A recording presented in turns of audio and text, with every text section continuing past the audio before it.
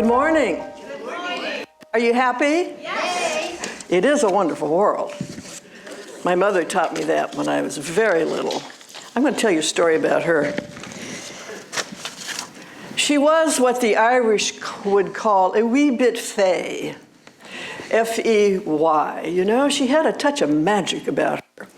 And when I was 4 years old, we were out in the backyard. She was tending to her garden. I think she was on her knees talking to her plants, which she did. She could grow anything. And I saw some twinkling lights in the garden. And I said, "Mommy, what are those lights?" And without missing a beat, she said, "Those are the fairies." My mother, in that moment, with that one sentence, gave me permission to do what I do today. She gave me permission to see the beyond, to see what everybody else couldn't necessarily see, but was there anyway. She set me free. Then she read me a story about the goose that laid the golden egg, and that was all about greed and avarice, and I didn't get that message at all. What I got was, there's a golden egg that's hidden somewhere, and if you find it, wonderful things will happen. Well, I guess I was a bit fey too, because I convinced myself that that golden egg was buried under a pile of ivy that was covering a mailbox on our street. A lot of ivy had been growing for years. So I convinced 4 of my little friends who lived on the same street that that golden egg was in there. So every day after kindergarten on the way home, we walked home from school. We would stop at that ivy-covered mailbox and spend, I don't know how long, going through, trying to find the golden egg. And we were earnest about it. We believed it was there. And then I moved away, and I don't know, they could still be there doing that for all I know. But we didn't find the golden egg. But I knew there was something more. And that's a common human trait. We are all seeking, we're on a quest, whether we know it or not. Most people don't know it, you all do. We're on a quest to find the more, that connection with something greater than what we see before us, greater than the experience we're having. So recently, I read about a very dramatic depiction of this. A group of monks from Tibet and Nepal, and several of their followers, began a trek up the Himalayan mountains. Now this was really dangerous and full of hardships for them, terribly freezing weather or very hot and steep inclines, and it took them months. What were they looking for? The doorway into Shangri-La. Legend had it that it was hidden in the Himalayas, and if you walked through that doorway, you could retreat from this experience and advance to a greater one, which would be probably another universe, or maybe just a better reality. Of course, it really wasn't there, but they were retreating to find a way to advance. So retreats of all kinds are very interesting. They can be used for many things, but mostly it's to find a place of stability within ourselves, to reconnect with that which we are. Now, this human quest is showing up as our unconscious. You know, the collective unconscious creates things. And one of the things, how many of you are on Facebook or Instagram or any of those platforms? Have you noticed lately there is suddenly a huge influx of images, probably AI generated, of portals, doorways. Okay, they look like this. It's a black circle, solid black circle with white lights around it. They're showing up in people's backyards, in the city skies. There was some in Texas by the river. All over the place, these portals are showing up. And granted, they're probably AI generated, but it is a message from our unconscious. We are seeking a way into a greater reality. We are attempting to retreat from what's going on in the world. And so sometimes we take personal retreats, as I said, and they're really fine ways to resolve some of our emotions or to get back in touch with our true self. But one of my favorite wise guys from ancient Rome, Marcus Aurelius, said, "Nowhere can we find a quieter or more untroubled retreat than in our own soul. We do not need to climb a mountain to find the peace we seek. Those of you who come from a Christian background, what did Jesus say? Seek ye first the kingdom, and all else shall be added. The kingdom is within. What more do we need to know? We hear this message over and over again. Ralph Waldo Emerson said, and this is really pertinent to today. This is our message. Let us advance on chaos and the dark. Now, to do that, we need a peaceful soul. We need a stable soul. We need a platform within us that cannot be shaken by outer experience. Think about how fruitless our efforts are when we enter anything, approach any problem with anger, with resentment, with impatience. I'm really good at impatience. Are you? Yeah. Now, while these may be justified responses to the ego mind, they do not sustain us in the long haul. People who protest in anger don't make it for long. They burn out. You gotta have a vision. You gotta be for something and against nothing. So we need this inner stability. We need an unshakable trust and faith to overcome adversity. Moreover, if we want to turn it into something useful or positive, it cannot be done without a calm, open-minded approach. So whether we are marching in protest, which on the way down here, I passed a bunch of people, not today, but a couple days ago, and they were all marching and they had their placards, no kings in America kind of thing, and I just went, and they all went back to me, and I thought, God, I admire those folks. They're advancing on the dark and the chaos, and they're doing it consciously, and they're all smiling with happy hearts and open minds. It's really quite beautiful what's going on. So we could be marching in protest of a bigger idea or just dealing with family problems. Anybody ever have a family problem? Well, of course. It's the nature of relationships, right? Things happen. So we will be more likely to find the doorway into resolution if we come with the energy of peace, cheerful expectation, and of course our mindset must be inclusive of everyone involved. This is the big one.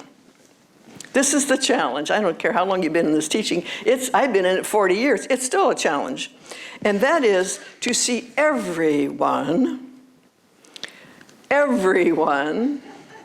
as expressions of spirit and capable of making grand shifts, immediate shifts, quantum leaps. We have to know that's possible because it is. That's how all great change happens, is by a leap, not a slow, painful evolution, but by leaps. So we see through the appearance to the more of them. In other words, we've opened a doorway in our mind and heart to include everybody. Now, more than ever, we need to hold the truth that everybody's greater than the current experience. Everybody's greater than their past choices. Isn't that a lovely thing to know about yourself? That who you are is greater than any choice you've ever made that didn't serve you well, that the potential is still there. We never lose that potential to transform the limitations we have created. So that goes for every human on the planet. And this is why I refuse to give up on world leaders. Oh, I'm tempted, but I don't. I'm not going to. Who seem to be on a quest to destroy everything good. They are people. They were once little kids. They're probably suffering from childhood trauma. Most people who do evil things are suffering from childhood trauma. So can we, as new thought adherents, people who practice universal principles of love and joy and compassion, who see through into the heart of the matter, can we see them as healed, as expressing their natural inclination to bless and be blessed? Is that possible? It may seem like a reach, but anything else is, ta-da, spiritual malpractice. Now, you know what that is? This is what happens sometimes. I had a grandmother, my father's mother. She was a worrywart. one of those, oh dear, oh you poor thing. So she would respond like that. If someone came to her and said, I've just been diagnosed with a really terrible disease, she would say, oh, you poor thing. That's about the worst thing you could ever get. The statistics aren't very good on the survival rate with that, right? That's spiritual malpractice. It may be factual, but it's not the truth.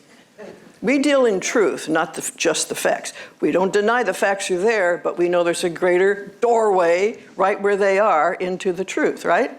That's where we advance. So I've been guilty of spiritual malpractice when I yell at the TV, when I see certain people telling bold-faced lies. You should hear me. It's not pretty. But I'm doing everything I can right now within myself. This is like one of the greatest opportunities we've ever had, to see these public figures as if they were clients who had come to me for counseling, and they had come to me for spiritual mind treatment, and I treat them. We have to. You can't just sit and say, oh, this is horrible. They're ruining everything. You have to see they are human. They have the same desire to connect with the greater source. They just don't know how to get there. Know it for them. That's our job, whether we're licensed practitioners or not. So if I don't know the truth about them, how can I know it about you or me? Truth is truth. It's true for everybody. Never too late, never too old, never too horrible. Always the potential is right here where we are. We cannot forget that. I've often asked, where is their integrity? And then I say, well, where's mine? Am I in integrity with my teaching? Am I slipping around a little bit, going into the mass thinking? His Holiness the Dalai Lama said once, everyone is redeemable if they're offered some authentic compassion. We may be challenged by that statement, but I believe it's true. In a way, I'm simply reasserting the power of the Golden Rule. Probably the greatest thing ever said as advice to the human race. Treat people the way you want to be treated. But for us, let's do it. Let's go deeper. Know for them what you would want people to know for you. If I am doing something that's messing up my life or the life around me, don't I want someone to come to me and say, you're better than that? I know the truth about you. Don't you want that? You want someone to see through the appearance of the behavior to the spiritual being that's standing in front of them, open-minded and ready to express a new way of being? Of course we do. We all want that. One of the collective unconscious things that I noticed in the 90s, you may remember this, was angels. The collective unconscious suddenly created angels everywhere. People even opened whole retail stores with nothing but angels in them. Angel paintings, angel on t-shirts, on tea towels, figurines, salt and pepper shakers, you name it. Angels everywhere, because we were seeking solace. We were seeking some comfort from the 90s, which was all about corporate and greed and getting more. And we were seeking a way out of that. And so we created the image of angels. So when we create collectively, sometimes it's not an angel. Sometimes it looks like a shadow. And perhaps the shadow of humanity has been forced up by the light that we've been pushing. We've been pushing it up with the light. And so now it's all out there, everything that needs to be healed. Racism, sexism, homophobia, all the things against the climate, against the planet, all those things that we wouldn't talk about, but were there. They're up now. And it's our job to see through that and say, this is good. I'm glad it's up. And now we can transform it. Because we talk about it, we're changing the conversation. We don't need angels. We don't need to go to the Himalayas and try to find Shangri-La. We need to see the truth right where we stand all the time and not be afraid to speak it. So a question I asked myself And I would encourage you to use this. Whenever you're with anybody, or the TV, or in traffic, ask yourself, if something is challenging you, ask yourself, am I building a wall or a bridge here? If I'm building walls, I'm backing up. I'm surrounding myself with protection. If I'm building a bridge, I'm advancing forward. I'm moving in the direction of the good I'm seeking. Walls or bridges. ErnestHolmes said, give me 1,000 people who are for something and against nothing, and we will change the world. So being against something, great resistance holds things in place. Remember the old saying from way back, resistance equals persistence? It's an old metaphysical saying. I used it in my class once, that when you're pushing against something, you're propping it up. Right? Let it fall. Let it go. They dissolve. Effects dissolve when we let them be and take on a new cause, which is a higher idea of what could be in that place. And we see it, and we feel it, and we declare it to be so. So the question today is, will we advance on chaos and the darkness with a peaceful heart and a clear mind? Are we for the advancement of humanity and against nothing and nobody? This is a challenge, isn't it? Can we be for humanity and against no person? Good question. Walls or bridges? I'm asking you to say something out loud today if you feel like it. After me, affirm. I build a bridge, that love crosses over, into the heart of the matter, whatever that may be. This is my practice. This is my gift to the world. I give it freely, and I expect to see immediate results. So it is. Thank you.